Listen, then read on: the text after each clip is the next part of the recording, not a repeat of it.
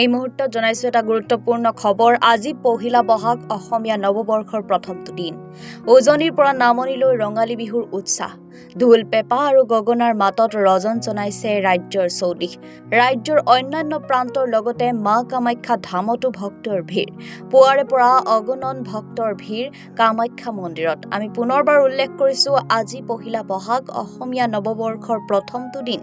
উজনিৰ পৰা নামনিলৈ ৰঙালী বিহুৰ উৎসাহ। ঢোল পেঁপা আৰু গগনাৰ মাতত ৰজন জনাইছে ৰাজ্যৰ চৌদিশ। ৰাজ্যৰ অন্যান্য প্ৰান্তৰ লগতে মা কামাখ্যা ধামতো ভক্তৰ ভিৰ। পুৱাৰে পৰা অগণন ভক্তৰ ভিৰ কামাখ্যা মন্দিৰত। জুৰু তিনিআলিৰ পৰা দৰ্শন কৰিছো। বছৰটো গোটেই সকলোৰে যেন হেৰি হয়, মানে মংগল কামনা কৰিছো। ঘৰৰো মানে কিছুমান হেৰি আছে, সেইকাৰণে আহিছো আৰু ভাল লগা নাই। মই একদম মন চন বেয়া লাগিছে, বিহু চাব যোৱা নাই আৰু তেনেকুৱা আৰু যাব পৰাই নাই। তাৰমানে তেওঁৰ মানে মনত পৰি থাকে আৰু তেনেকুৱা হৈছে আৰু আপোনালোকৰ লগত হেৰি কৰিলো, বিহু শুভেচ্ছা জনালো।